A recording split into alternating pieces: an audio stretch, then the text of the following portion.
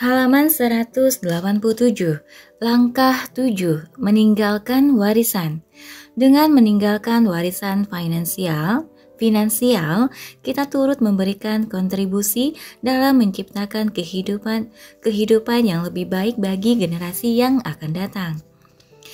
Di awal saya mengatakan bahwa buku ini ditulis dengan tujuan menginspirasi Anda untuk mengelola uang secara benar, membuatnya bermanfaat bagi Anda dan keluarga, serta membantu mencapai berbagai impian Anda di masa kini dan di tahun-tahun mendatang.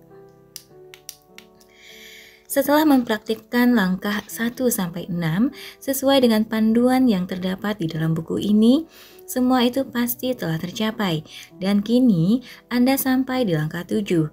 Di tahap ini, Anda telah berhasil mencapai kekayaan dan kini sedang menanti tercapainya financial freedom, atau mungkin di titik ini Anda sudah mencapainya. Anda tidak pusing lagi memikirkan bagaimana cara mengumpulkan atau membangun kekayaan. Semua itu sudah terwujud dan kini Anda tinggal menikmati hasilnya. Bila bertahun-tahun lalu Anda berfokus melakukan berbagai upaya untuk membangun kekayaan, di tahap ini fokus Anda akan bergeser. Karena telah memiliki kekayaan, yang menjadi perhatian utama Anda saat ini adalah bagaimana caranya mempertahankan kekayaan tersebut sambil terus dapat mengembangkannya. Ya, karena Anda tentu tak ingin hasil jeripayah selama bertahun-tahun hilang begitu saja. Di sisi lain, Anda juga sadar bahwa Anda tidak bisa mempertahankan semua kekayaan itu menjadi milik Anda selamanya. Suatu hari, Anda akan meninggalkan dunia ini. Anda akan meninggalkan semua pencapaian itu. Saat menyadari hal ini, Anda mempunyai dua pilihan. Pertama, menikmati dan menghabiskan kekayaan dengan bersenang-senang semaksimal mungkin, misalnya bepergian keliling dunia dengan fasilitas first class atau membeli berbagai barang dengan harga termahal. Kedua, mewariskan kekayaan bagi anak cucu Anda, meninggalkan sebuah pusaka bagi generasi setelah Anda. Mengapa meninggalkan warisan itu penting? Apapun pilihan yang Anda ambil, tentu itu hak Anda selaku pemilik kekayaan. Semuanya sah-sah saja. Namun, sebelum Anda mengambil keputusan, saya akan memberikan sedikit gambaran yang layak menjadi bahan pertimbangan Anda. Kehidupan kita dibangun antara lain berdasarkan landasan yang ditinggalkan oleh para pendahulu kita. Kemerdekaan yang dinikmati masyarakat Indonesia sekarang, misalnya, dibangun di atas fondasi yang didirikan oleh para bapak bangsa kita, founding fathers, seperti Soekarno, Muhammad Hatta, serta para pahlawan nasional lainnya. Dalam konteks yang lebih sederhana, kehidupan saya telah dibangun di atas landasan yang didirikan oleh ayah dan ibu saya, termasuk juga karakter, nilai hidup, dan kehidupan keuangan saya. Saya percaya kita semua memiliki peran dan kemampuan penting untuk menciptakan kehidupan yang lebih baik bagi generasi berikutnya. Setiap orang tentu berharap kehidupan anak cucunya di masa depan akan lebih baik dibandingkan di era sekarang. Saya pribadi ingin meninggalkan jejak yang nyata dan berarti bagi anak cucu dan generasi kehidupan saya selanjutnya. Lebih dari itu juga, bagi masyarakat yang lebih luas.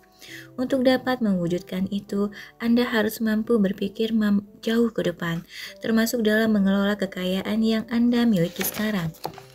Bila Anda berpikir jauh ke depan, Anda tentu tak akan memilih menjalani sisa hidup dengan menghabiskan seluruh kekayaan. Sebaliknya, Anda akan mencari cara untuk menjaga agar kekayaan yang Anda miliki sekarang tidak ikut habis saat nanti Anda meninggal. Anda juga akan membuat rencana yang cermat guna memastikan kekayaan Anda akan memberikan manfaat bagi banyak generasi setelah Anda. Saya percaya meninggalkan warisan bukan sekadar membangun gedung yang diberi nama kita. Warisan yang saya maksud adalah warisan finansial, yaitu kesejahteraan finansial dan kecerdasan dalam pengelolaan keuangan. Peninggalan ini akan membuat hidup Anda jauh lebih bermakna, termasuk kelak ketika Anda telah tiada. Meninggalkan sebuah warisan finansial. The only thing you take with you when you are gone is what you leave behind. John Alston. Pengelolaan keuangan adalah bagian integral dari kehidupan kita sehari-hari. Peranannya penting dalam segala aspek di hidup kita. Setiap tindakan maupun keputusan yang kita ambil pasti berkaitan dengan keuangan. Nah, warisan finansial seperti apa yang hendak Anda tinggalkan? Sebelumnya, mari kita simak 2 kisah berikut. Kisah 1. Seorang karyawan yang memutuskan berbisnis demi mendapatkan kehidupan yang lebih baik. Meski awalnya sempat berapa kali gagal, ia tak menyerah. Pada akhirnya, ia sukses menjadi pebisnis yang bergerak di bidang perkebunan. Keuangannya meningkat tajam, sehingga ia berhasil mencapai financial freedom yang ia impikan. Ia lalu menyekolahkan anaknya, Budi, ke luar negeri agar mendapat pendidikan yang lebih baik ketimbang dirinya yang hanya lulusan SMP. Sang anak kuliah di Amerika Serikat, mengambil studi ilmu komputer yang kini memang tengah populer. Setelah mendapat gelar master, Budi kembali ke Indonesia. Karena tak tertarik dengan bisnis sang ayah, ia lalu bekerja di perusahaan konsultan information technology (IT) terbesar di Indonesia. Bersamaan dengan itu, ayahnya memasuki masa pensiun. Karena tak ada anak yang bisa melanjutkan kesuksesan bisnis yang telah dirintisnya, ia lalu menjual perusahaannya. Uang yang ia peroleh cukup banyak. Sebagai warisan untuk Budi, ia membeli sebidang tanah dan menyimpan sejumlah uang dalam bentuk deposito. Sisanya, ia nikmati dengan membeli resort di Kepulauan Bahama serta bepergian keliling dunia. 20 tahun kemudian, hampir semua asetnya habis terpakai. Anaknya Budi terus berpindah kerja dari satu perusahaan ke perusahaan lain, mencoba mencari tempat kerja yang cocok. Di saat yang sama, ia juga harus berjuang dalam bertahan menghadapi gempuran sumber daya manusia dari generasi yang lebih muda, lebih kompetitif dengan ide-ide baru, serta gaji yang lebih murah darinya. Tanah yang diberikan sang ayah telah ia jual, deposito pun hampir habis dipakai untuk memenuhi kebutuhan gaya hidupnya dan keluarga. Kisah 2. Sosok ini terlahir dari keluarga yang sederhana. Berbekal kemauan yang kuat, ia merintis bisnis di bidang keuangan dan sukses. Ia dan keluarga berhasil mencapai financial freedom dengan cepat. Keuntungan bisnis yang ia peroleh sebagian mulai digunakan untuk membeli aset-aset properti yang dapat memberikan penghasilan pasif. Seperti misalnya unit-unit ruang kantor, apartemen, kondo, hotel, dan sebagainya. Sama seperti karyawan di kisah 1, pebisnis ini memiliki anak yang bernama Rudi. Sejak kecil, ia telah diajari oleh sang ayah mengenai nilai-nilai keuangan dan bisnis. Rudi menimba ilmu di Amerika Serikat mengambil jurusan bisnis. Alasannya, karena ia ingin melanjutkan dan mengembangkan bisnis yang telah dirintis sang ayah. Selesai kuliah, Rudi langsung bekerja di perusahaan ayahnya. Ia mulai dari level junior staff, merangkak hingga ke atas sambil meniti karir, dan belajar menjalankan perusahaan yang kelak akan diwariskan sang ayah kepadanya. Meski telah memasuki usia pensiun, ayah Rudi masih meluangkan waktu untuk berdiskusi mengenai bisnis bersama sang anak. Di sela-sela aktivitasnya bermain golf, bepergian ke luar negeri, melakukan kegiatan sosial dan pelayanan bagi lingkungan, ia tetap menyisihkan waktu untuk memantau investasi dalam properti bersama anaknya Rudi. 20 tahun kemudian, bisnis dan kerajaan properti yang dijalankan sang anak terus berkembang. Sang ayah dengan tenang menikmati masa pensiunnya. Ia tahu dengan pasti, anak cucunya serta generasi setelah itu akan terlindungi. Kedua kisah tersebut mengingatkan kita bahwa bagaimana cara yang kita ambil dalam meninggalkan warisan bagi anak cucu sangatlah penting. Saya yakin tak ada yang Orang yang rela melihat kekayaan yang telah dibangun dengan jerih payah hancur atau habis begitu saja setelah diwariskan kepada generasi selanjutnya. Saat saya menulis buku ini, putri saya berusia 7 tahun. Tak ada yang lebih saya inginkan selain melihat ia suatu hari nanti dapat melanjutkan bisnis dan pengelolaan properti yang saya kembangkan sekarang ini. Saya terus mencoba menanamkan nilai-nilai keuangan dan bisnis dalam dirinya sejak ia kecil. Ia pun menikmati saat-saat melihat properti perumahan atau apartemen bersama saya. Kami bermimpi dan berdoa bersama suatu hari nanti bisa membeli properti-properti tersebut. Aset apa yang harus diwariskan? Menurut saya, mewariskan sebuah bisnis dalam kondisi sehat akan jauh lebih baik daripada sekadar mewariskan sejumlah reksadana saham. Mewariskan properti yang memberikan penghasilan rutin bulanan atau tahunan, income producing property, akan lebih mampu mengelola tanah tersebut. Akan lebih bertahan lama ketimbang sebidang tanah. Bila anak cucu kita tak mampu mengelola tanah tersebut, pada akhirnya ia akan menjualnya dan uang tunai yang diterima dapat sirna dalam sekejap. Lain bila aset yang diterimanya sebagai warisan merupakan sebuah bisnis atau properti yang memberikan penghasilan rutin. Ia pasti akan mempertahankan aset tersebut karena dapat memberinya penghasilan rutin bulanan atau tahunan. Saya tidak mengatakan bahwa berinvestasi dalam tanah adalah keputusan buruk. Berinvestasi dalam tanah dalam lingkungan yang berkembang dapat memberikan keuntungan yang luar biasa. Hanya saja, sebagai warisan, tanpa pemahaman dan pengelolaan yang baik, tanah yang Anda tinggalkan sebagai warisan tersebut tidak akan bersifat abadi. Dalam langkah 6, saya menawarkan bisnis dan income producing property sebagai dua aset utama yang harus Anda bangun, karena keduanya adalah kendaraan terbaik dalam mencapai financial freedom. Nah, tahukah Anda, kedua aset tersebut juga merupakan pilihan terbaik untuk diwariskan. Kontribusi yang dihasilkan aset-aset itu akan terus bertambah meski kita telah meninggalkan dunia ini. Sebuah pusaka bagi generasi penerus kita. Bukan sekadar warisan harta.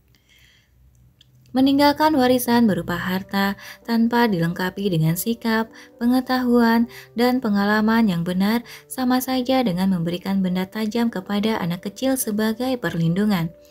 Niat baik Anda akan hancur berantakan. Banyak orang yang tak sadar akan hal ini. Bila Anda ingin meninggalkan sebuah pusaka yang abadi dan bertahan lama hingga 7 turunan atau lebih, yang harus Anda lakukan mulai sekarang adalah libatkan keluarga dalam kehidupan keuangan Anda. Ya, pasangan dan anak-anak perlu memahami seperti apa kondisi keuangan Anda saat ini. Mereka juga perlu mengetahui apa saja aset dan utang yang Anda miliki. Berdasarkan pengamatan saya, sering terjadi keadaan seperti ini. Kepala keluarga meninggal dini, sementara istri sama sekali tak memahami kondisi keuangan sang suami. Begitu juga anak-anaknya tak mempunyai sedikitpun pemahaman tentang bisnis ayah mereka. Berapa banyak aset dan utang sang ayah, apa saja investasinya, dan lain sebagainya. Akibatnya, mereka tak dapat meneruskan usaha dan impian sang ayah. Hal ini menurut saya mesti dihindari. Sungguh, sangatlah penting mengikut sertakan pasangan dan anak-anak dalam pengelolaan keuangan Anda. Ajari anak prinsip-prinsip dan nilai-nilai keuangan sejak dini. Hadiahi mereka buku 6K7L ini. Tanamkan pada benak mereka pentingnya bekerja keras dan berpikir cerdas, sehingga mereka dapat terus meningkatkan penghasilan saat dewasa nanti. Selalu ingatkan mereka untuk hidup hemat, menabung, dan berinvestasi. Dorong mereka supaya memiliki keberanian mengejar impian dan greatness dalam kehidupan ini.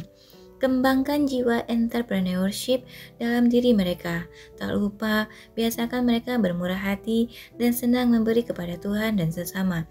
Bila Anda memiliki lebih dari satu anak, sebaiknya sejak sekarang Anda mulai memikirkan pembagian aset yang tepat dan adil.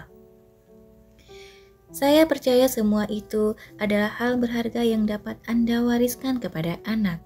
Tanpa semua itu, berapa banyak pun kekayaan yang Anda tinggalkan akan mudah hilang. Pembuatan surat wasiat.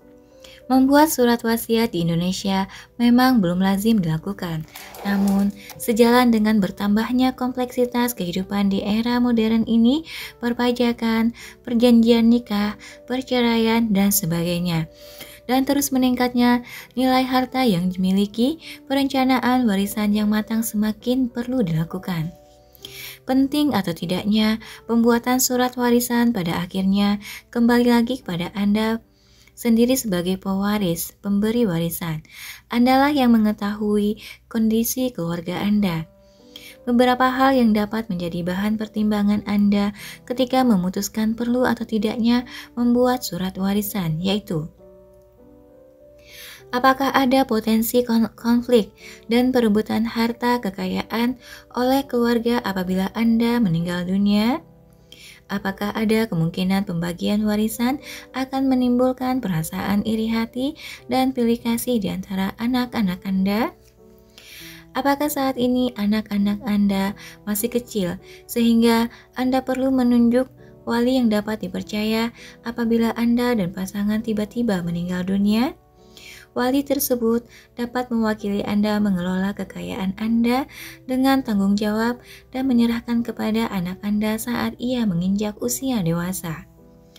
Apakah ada kemungkinan harta kekayaan Anda jatuh ke tangan orang yang tidak dikehendaki apabila Anda meninggal?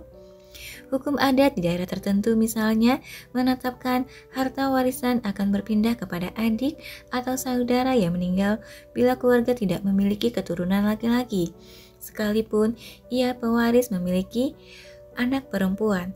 Bila Anda ingin memastikan semua harta kelak jatuh kepada misalnya anak perempuan tunggal yang sejak kecil telah dipersiapkan untuk meneruskan seluruh bisnis Anda, pembuatan surat wasiat tak bisa dielakkan. Ini adalah cara terbaik untuk memastikan harapan Anda itu bisa terwujud. Perencanaan warisan melalui pembuatan surat wasiat dapat menjadi langkah antisipatif terhadap kejadian-kejadian yang serba tidak pasti dan tidak diinginkan. Seperti yang saya sebutkan tadi, sebagai pemberi warisan, Anda dapat membuat surat warisan di hadapan notaris yang dipercaya dalam bentuk akta notaris dengan menggunakan saksi yang dikenal oleh pihak keluarga agar tidak menimbulkan persoalan di kemudian hari. Setelah surat ditulis, ada baiknya Anda menginformasikan kepada keluarga bahwa Anda telah membuat surat warisan, siapa notaris yang mengesahkan dan menyimpan surat warisan tersebut, serta siapa saksinya. Dengan begini, surat warisan tersebut kelak dapat digunakan sebagai ketentuan yang memiliki kekuatan hukum untuk membantu membagi harta warisan sesuai keinginan Anda. Bergerak lebih jauh lagi. Saya pernah membaca sebuah tulisan ringkas mengenai The Ford Foundation, sebuah organisasi nirlaba yang berpusat di New York, Amerika Serikat. Lembaga ini didirikan pada tahun 1936 oleh Henry Ford dan anaknya Edsel Ford. Henry Ford adalah pendiri Ford Motor Company, sebuah perusahaan otomotif terkemuka yang merevolusi industri transformasi di Amerika pada zamannya. Satu hal yang tak dapat saya lupakan dari tulisan itu adalah mengenai betapa besar dan luasnya kontribusi The Ford Foundation bagi masyarakat di seluruh dunia sampai saat ini. Meski sang pendirinya telah lama tiada, per tahun 2011 melaporkan bahwa aset yang dimiliki oleh The Ford Foundation sebesar 10,3 miliar dolar Amerika. Sejak pertama didirikan, lembaga ini tercatat telah mendistribusikan lebih dari 16,3 miliar dolar untuk pengerjaan berbagai proyek nirlaba di berbagai negara di seluruh dunia, terutama proyek yang berfokus pada penguatan nilai-nilai demokrasi, pengembangan ekonomi, dan komunitas. Pendidikan, media, budaya, dan seni, serta hak azazi manusia. Ford Foundation memiliki komitmen menciptakan perubahan sosial yang positif. Kontribusi yang diberikan lembaga ini telah menyentuh kehidupan jutaan orang di berbagai negara. Ini adalah contoh nyata dari sebuah peninggalan yang tak pernah lekang oleh waktu, sebuah pusaka yang berharga bagi umat manusia. Di saat yang sama, Ford Motor Company telah berdiri kokoh dan bertahan menjadi salah satu perusahaan otomotif termuka di dunia. Hebatnya lagi, perusahaan ini masih dikuasai oleh keluarga Ford. Henry yang wafat pada 1948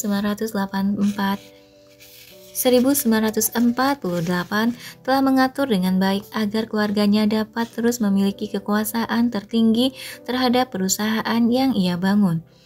Saat ini, tampuk kepemimpinan tertinggi di Ford Motor Company, Executive Chairman dipegang oleh William Clay Ford Jr., cicit dari Henry Ford. Ini adalah sesuatu yang membanggakan, sebuah pusaka bagi keluarga Ford. Ya, sungguh pencapaian yang luar biasa apabila kita dapat membangun sesuatu yang kemudian menjadi abadi. Sebuah warisan yang dapat terus memberi kesejahteraan bagi anak cucu kita, dan tak ada yang lebih indah dibandingkan memiliki kemampuan untuk membangun sesuatu yang berdampak besar bagi masyarakat umum, yang akan terus berlanjut hingga saat kita telah tiada. Kadang saya, si pemimpi ini, bermimpi dapat membangun sebuah yayasan yang dapat memberikan kontribusi nyata bagi masyarakat Indonesia. Ya, siapa tahu kelak saya dan Anda dapat membangun bersama The 6K7L Foundation. Bila 1.000 orang di antara kita masing-masing menyumbangkan 10 juta, akan terkumpul dana 10 miliar yang dapat terus berkembang menjadi 20, 40, 80 miliar, dan seterusnya. Kumpulan dana tersebut bisa digunakan untuk merancang program-program perbaikan di bidang pendidikan, kesehatan, atau pertumbuhan ekonomi. Semuanya bertujuan menciptakan perubahan yang signifikan dan lebih baik bagi masyarakat Indonesia. The greatest use of life is to spend it for something that will outlast. William James. Saat ini, impian itu memang terasa jauh, namun hati kecil saya mengatakan selalu ada jalan bila ada kemauan. Tidaklah mustahil bagi Anda dan saya untuk mewujudkan impian tersebut. Kita bisa memulainya dengan melakukan hal-hal kecil, maju selangkah demi selangkah. Saya berharap langkah 7 ini akan menginspirasi Anda untuk melangkah lebih jauh dari sekadar mengejar kekayaan dan pencapaian financial freedom. Kita bisa meraih sesuatu yang jauh lebih tinggi dari kedua hal itu, yaitu menjadi legenda keuangan, financial legend, bagi masyarakat, bangsa, negara, atau bahkan dunia, setidaknya bagi keluarga kita. Yang perlu diingat, setiap orang memiliki panggilan untuk meninggalkan warisan yang dapat bermanfaat luas bagi generasi-generasi setelah kita. Warisan finansial tak hanya meninggalkan kesejahteraan bagi masyarakat luas. Bisnis dan income production property adalah dua aset yang paling baik untuk diwariskan kepada anak Anda. Membuat surat warisan sebagai bagian dari perencanaan warisan dapat mencegah timbulnya konflik dalam keluarga. Hal ini juga penting untuk memastikan kekayaan kita akan diserahkan kepada ahli waris yang telah kita tunjuk. Ringkasan. Agar kekayaan Anda tidak habis begitu saja setelah Anda meninggal nanti, buatlah perencanaan warisan yang baik untuk meninggalkan kekayaan kepada generasi penerus Anda. Dengan demikian, kekayaan Anda dapat dipertahankan dan bahkan terus dikembangkan.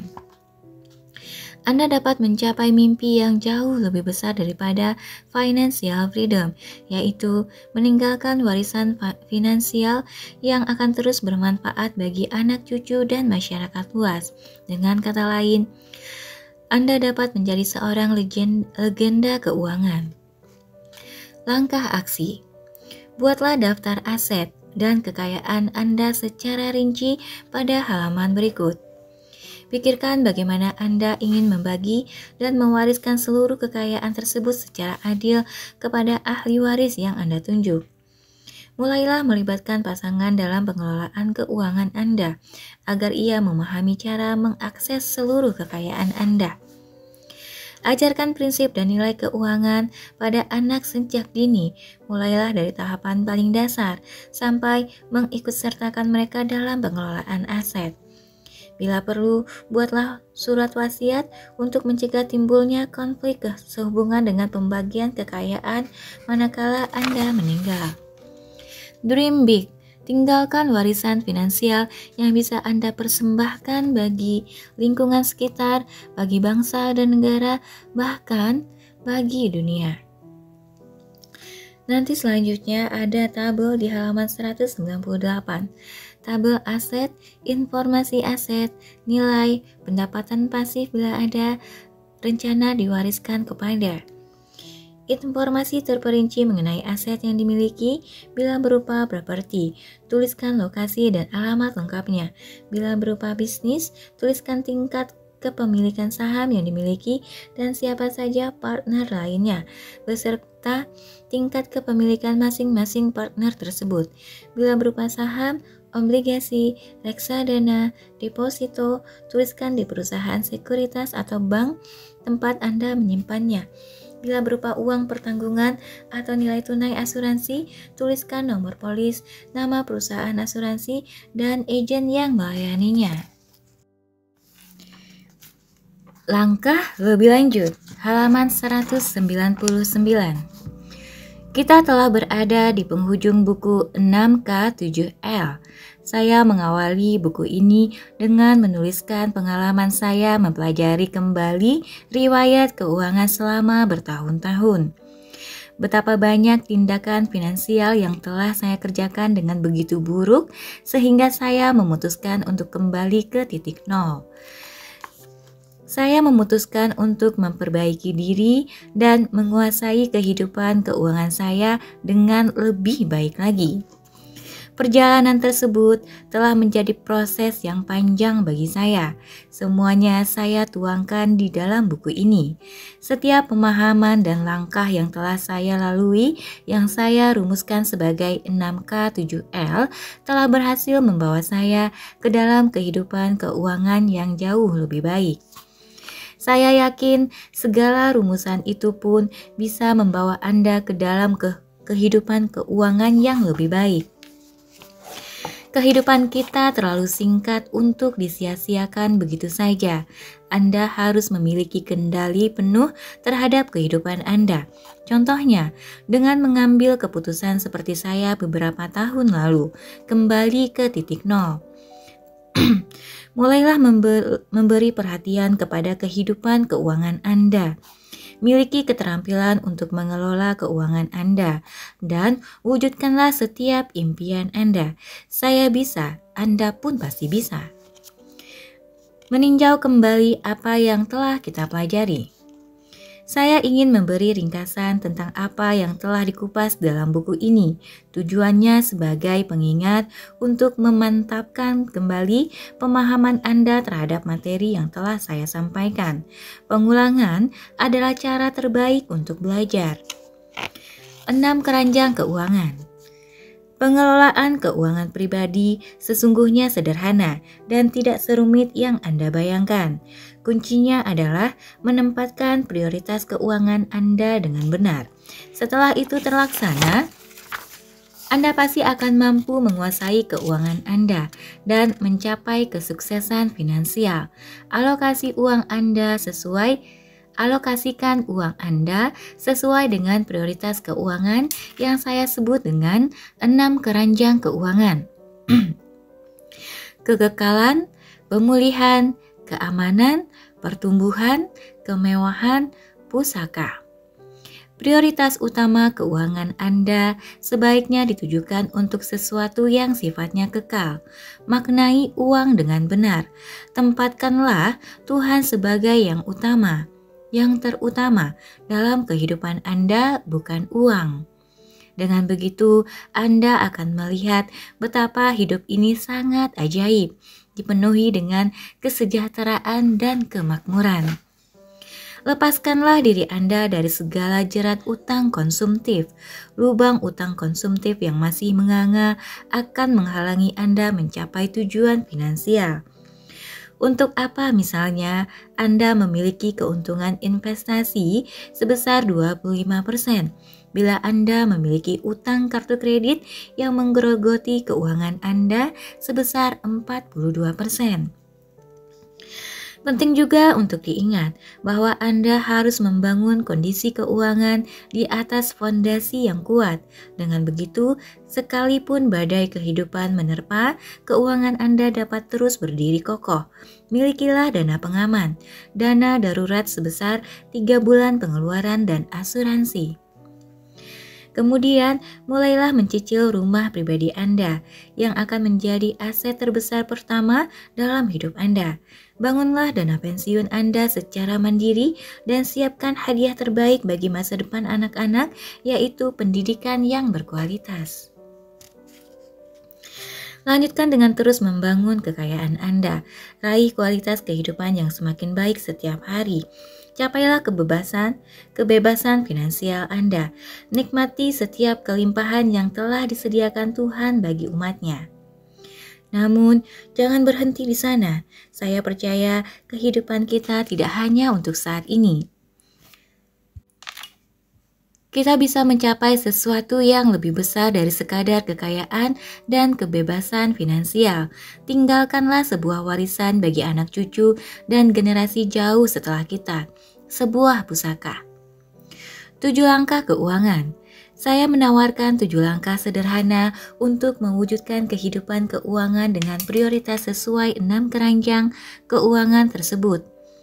Dengan menerapkan 7 langkah ini sebagai pedoman praktis keuangan Anda, saya yakin Anda pasti akan mencapai kehidupan keuangan yang diimpikan, dijamin. Langkah 1. Memberi yang pertama kepada Tuhan, pay God first. Langkah 2. Menyiapkan tabungan perdana. Langkah 3. Membasmi semua utang konsumtif. Langkah 4. Membangun dana pengaman. Langkah 5. Menyiapkan 3P, papan, rumah pribadi, dana, pensiun, dan dana pendidikan. Langkah 6.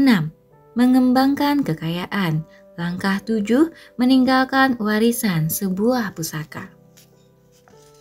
Mulailah dengan memutuskan sekarang juga untuk bertanggung jawab terhadap keuangan Anda. Anda harus memiliki keinginan untuk meraih kesuksesan finansial dan percaya bahwa Anda bisa. Hasrat bukan kemampuan yang menentukan kesuksesan. Bagaimanapun kondisi saat ini, Anda pasti dapat memiliki keuangan yang lebih baik.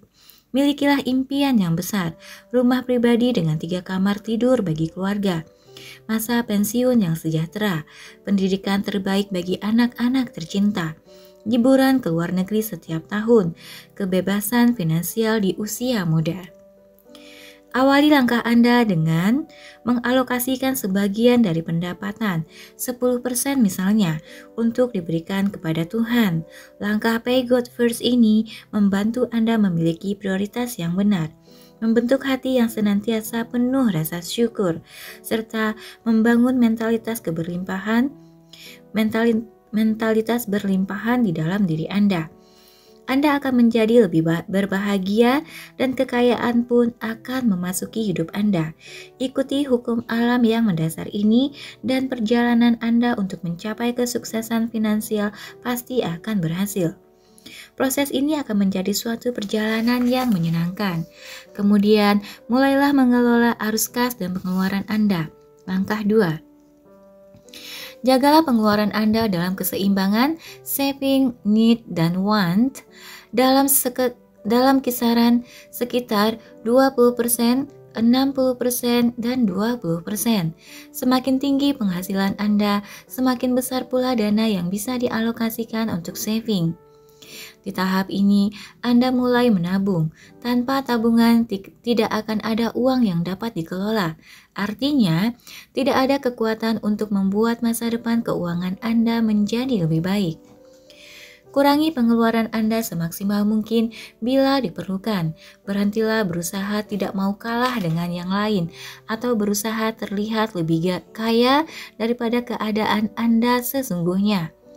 Belajarlah berkata tidak setiap kali ingin membeli sesuatu yang sesungguhnya tidak diperlukan. Misalnya, tidak beli majalah atau koran di loper langganan, atau mengelola ajakan teman ngopi di coffee shop. Wujudkan semua itu dalam bentuk konkret. Bangunlah tabungan perdana yang berjumlah 1 bulan pengeluaran sebagai langkah awal. Selanjutnya di langkah 3, saatnya Anda keluar dari segala jerat utang konsumtif. Utang menghancurkan masa depan Anda, membuat hidup penuh tekanan dan risiko. Gunakan semua dana dan upaya yang ada untuk melunasi utang-utang konsumtif Anda secepat mungkin. Ingat, jangan menunda. Setelah keluar dari jerat utang yang mungkin Anda butuhkan, yang mungkin Anda membutuhkan waktu selama beberapa bulan atau beberapa tahun untuk itu, mulailah membangun dana pengaman. Tambahkan uang sejumlah 2 bulan pengeluaran ke dalam tabungan perdana Anda untuk membentuk dana darurat. Dan belilah asuransi. Bangun fondasi keuangan yang kokoh sehingga Anda siap membangun rumah keuangan yang besar dan mewah di atasnya dengan tenang. Setelah itu, bangunlah aset pertama Anda, sebuah rumah pribadi. Belilah rumah yang sesuai dengan kemampuan Anda. Kemudian, siapkan dana pensiun, baru kemudian dana pendidikan bagi anak-anak. Lakukanlah dalam urutan tersebut 3P, papan, pensiun, pendidikan. Pastikan Anda menggunakan kendaraan investasi yang tepat dalam mempersiapkan dana pensiun dan pendidikan, karena menabung saja tidaklah cukup. Setelah menerapkan semua langkah itu, Anda pasti akan mencapai kebebasan finansial di usia pensiun. Anda boleh berbangga untuk pencapaian yang luar biasa itu. Namun tunggu dulu, masih ada 1 langkah lagi. Melangkahlah ke langkah 6 yang berisi cara-cara untuk mengembangkan kekayaan. Di langkah 6, saya membantu Anda untuk berinvestasi lebih jauh lagi guna meraih kualitas kehidupan yang lebih baik dan mencapai kebebasan finansial dengan lebih cepat. Tidakkah Anda ingin mencapai kondisi kebebasan finansial di usia 35, 40, atau 45 tahun? Saat entah Anda bekerja atau tidak, kebutuhan hidup Anda telah terpenuhi. Semua itu sangat mungkin untuk diwujudkan. Kuncinya adalah berinvestasi dalam bisnis dan properti. Itu adalah 2 jenis investasi yang saya usulkan untuk Anda bangun dalam langkah 6. Akhiri perjalanan kehidupan keuangan Anda dengan sesuatu yang lebih besar dari sekadar kekayaan dan kebebasan finansial. Tinggalkanlah sesuatu yang berharga bagi generasi setelah Anda. Bangun dan wariskanlah kekayaan yang bersifat abadi bagi generasi setelah Anda dan masyarakat yang lebih luas. Sebuah pusaka. Simple, powerful, dan it works. Ketujuh langkah tersebut mungkin terlihat begitu sederhana. Saya percaya sesederhana itulah sesungguhnya keuangan pribadi ini. Ketujuh langkah itu disusun berdasarkan pengalaman saya pribadi. Dan ya, it works, berhasil. Semua langkah itu telah mengubah kehidupan keuangan saya. Maka itu saya sungguh percaya langkah yang sama juga akan mengubah kehidupan keuangan Anda. Pastikan Anda memiliki sikap mental yang benar untuk membuatnya berhasil. Seperti yang saya katakan sebelum ini, ilmu dan atau pemahaman terhadap 7 langkah tersebut mungkin hanya berkontribusi sebesar 20% terhadap keberhasilan Anda mencapai tujuan keuangan yang diimpikan. Sisanya 80% keberhasilan itu akan ditentukan oleh perilaku dan sikap mental Anda. Sikap mental yang Anda butuhkan telah saya uraikan di setiap langkah buku ini. Bangunlah sikap mental tersebut dalam diri Anda, dan Anda akan dapat mencapai masa depan finansial yang gemilang.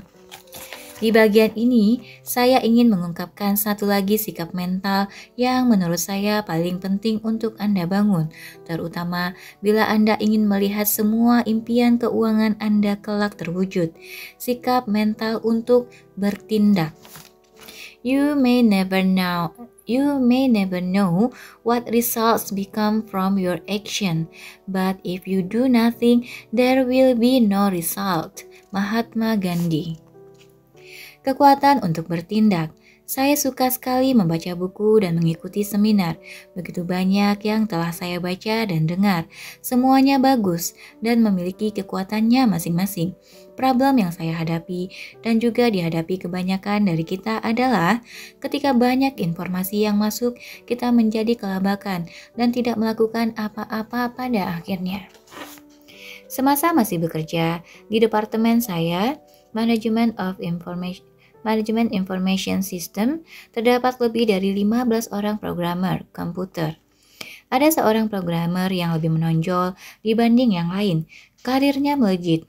Ia selalu menjadi andalan dan kepercayaan para bos.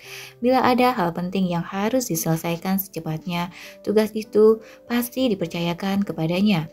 Padahal ada programmer lain yang pengetahuan dan keahliannya lebih hebat dan lebih berpengalaman. Namun, programmer bintang ini selalu dapat mengalahkan rekan-rekannya.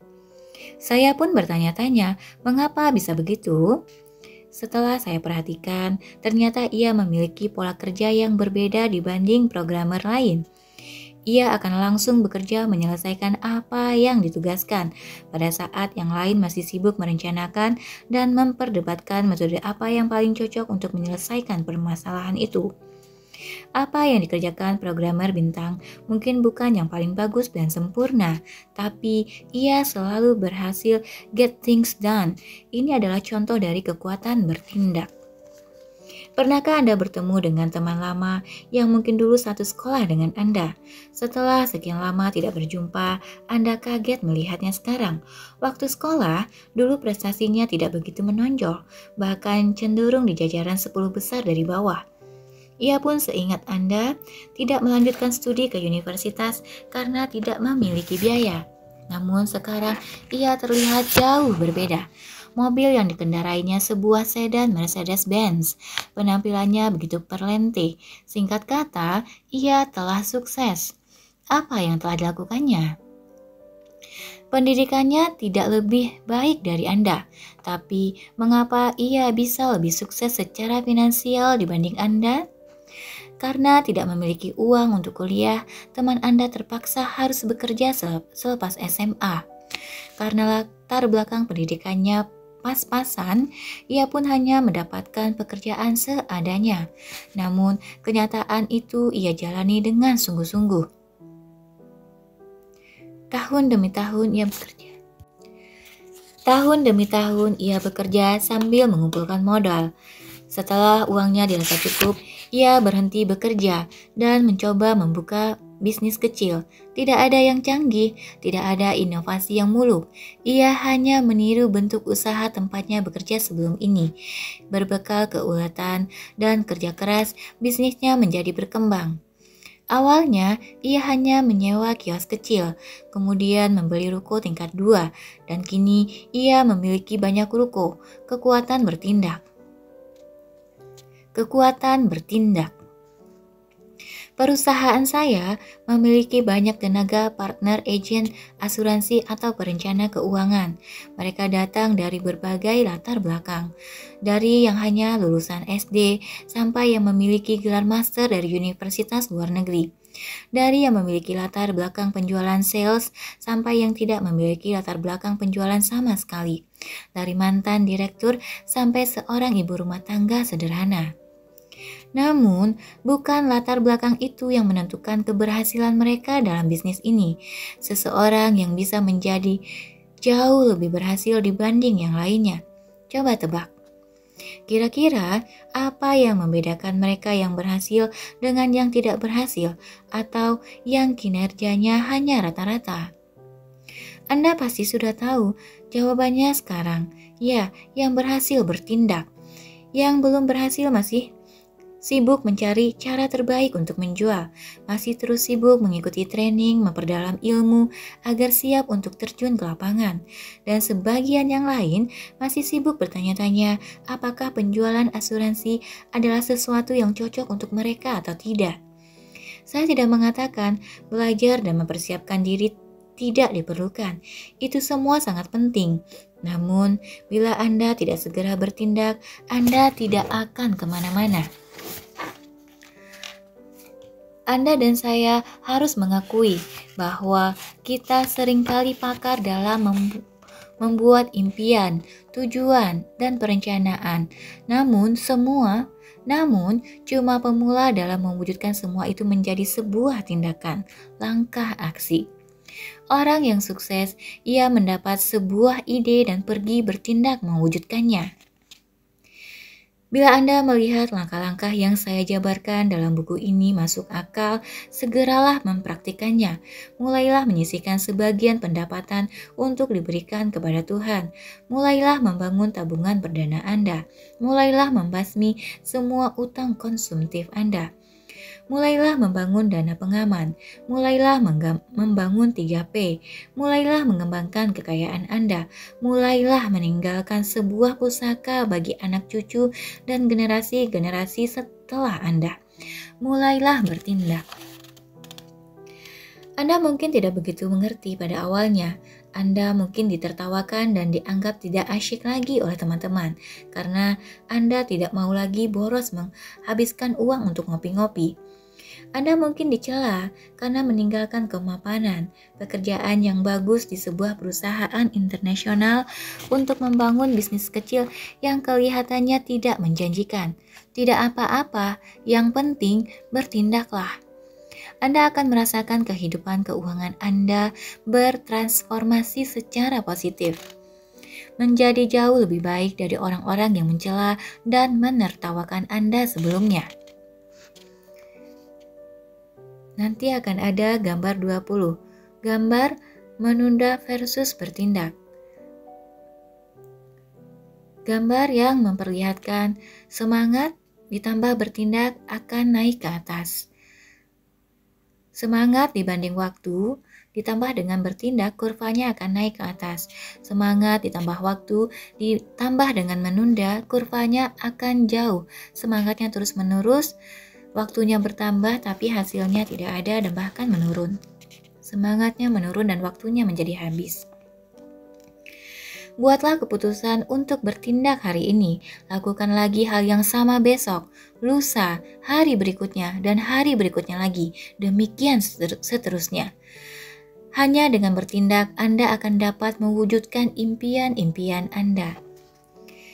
Checklist kemajuan. Gunakan checklist sederhana ini untuk memacu Anda bertindak dan mewujudkan impian finansial Anda. Gunakan checklist ini sebagai alat untuk memonitor kemajuan Anda.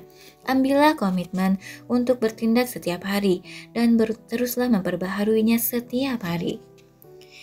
We all have dreams. But in order to make dreams come into reality, it takes an awful lot of determination, dedication, self-discipline, and effort. Jesse Owens. Nanti di halaman 208 ada tabel tentang langkah aksi status target waktu. 1. Langkah aksi secara disiplin memberi yang pertama dan terbaik bagi Tuhan. Status. Lalu tentukan target waktunya. 2. Memiliki tabungan perdana sebesar 1 bulan pengeluaran atau 10 juta. Status dan tentukan target waktunya. 3. Bebas dari semua jerat utang konsumtif. Status dan tentukan target waktunya. 4. Memiliki dana pengaman, dana darurat dan asuransi. Status dan tentukan target waktunya. 5. Telah membangun 3P, sudah memiliki rumah tinggal sendiri. Status dan tentukan target waktunya. Sudah membuka tabungan dana pensiun dan mengisinya secara otomatis dan rutin. Status dan tentukan target waktunya. Sudah membuka tabungan dana pendidikan bagi semua anak dan mengisinya secara otomatis dan rutin. Tentukan statusnya sudah atau belum, lalu tentukan target waktunya. 6. Mulailah mengembangkan kekayaan. Berinvestasi dalam bisnis. Status dan tentukan target waktunya. Memiliki properti kedua sebagai kendaraan investasi. Status sudah atau belum, lalu tentukan target waktunya. Berinvestasi dalam bisnis kedua dan atau properti ketiga dan seterusnya. Status, tentukan target waktu. 7. Sudah menyiapkan warisan terbaik bagi anak dan cucu serta masyarakat luas lainnya. Status dan tentukan target waktunya. Kehidupan yang seimbang. Saya memiliki satu pertanyaan terakhir bagi Anda. Seperti apakah gambaran orang sukses menurut Anda? Seseorang dengan karir yang bagus, memiliki rumah dan mobil mewah, tiap tahun berlibur ke luar negeri, atau bisa dengan mudah membeli apapun yang diinginkan. Singkat kata, memiliki uang, memiliki banyak uang. Kira-kira seperti itulah gambaran kesuksesan bagi banyak orang, termasuk kita. Kebanyakan dari kita melihat kesuksesan selalu dari sudut pandang materi atau keuangan. Akibatnya, kita mengidolakan mereka yang sukses secara keuangan. Saya percaya gambaran kesuksesan seperti itu kurang tepat dan bisa menyeret kita pada fokus yang salah. Masih banyak aspek lain yang perlu diperhatikan, yaitu aspek spiritual, keluarga, sosial, pribadi, dan kesehatan. Orang sukses adalah mereka yang mencapai keberhasilan dalam setiap aspek tersebut. Seseorang yang memiliki hubungan yang baik dengan penciptanya, ia mengerti dan mengejar tujuan kehidupan sebagaimana yang telah dirancangkan Sang Pencipta baginya di dunia ini. Seseorang yang mencintai dan memiliki hubungan keluarga yang kuat, seseorang yang memberi makna dan kontribusi bagi lingkungan di sekitarnya. Ia terus belajar dan berkembang menjadi pribadi yang lebih baik lagi. Ia menjaga kesehatannya sehingga bisa menikmati setiap kesuksesan finansial yang diraihnya dengan penuh. Mengumpulkan uang itu adiktif. Bukan uangnya yang adiktif, tapi upaya mengumpulkan uangnya. Saya pernah melalui suatu tahap di mana yang ada di pikiran saya hanyalah bagaimana caranya menghasilkan uang lebih dan lebih lagi. Saya membaca banyak buku tentang menjadi kaya. Apa yang saya pikirkan, bicarakan, dan lakukan sepanjang hari hanyalah tentang bagaimana caranya mengumpulkan lebih banyak kekayaan. Pada akhirnya, saya percaya tujuan hidup kita adalah memiliki kehidupan yang seimbang. Raihlah kesuksesan finansial Anda, kuasailah keuangan Anda. Di saat yang sama, selalu ingat untuk mendapatkannya dalam proporsi yang benar. Raihlah kesuksesan secara berimbang dalam aspek spiritual, keluarga, sosial, pribadi, kesehatan, dan finansial.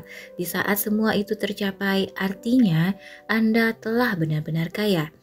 Life rich, life mighty. Semua orang bisa kaya. Oke teman-teman, ini adalah bagian terakhir dari buku 6 keranjang 7 langkah. Semoga yang telah dibacakan memberikan manfaat dan untuk bisa diterapkan nanti bisa diulang-ulang kapanpun kamu mampu dan bisa sambil bekerja, sambil mengerjakan tugas rumah, sambil di kendaraan atau di mana saja yang kamu bisa lakukan.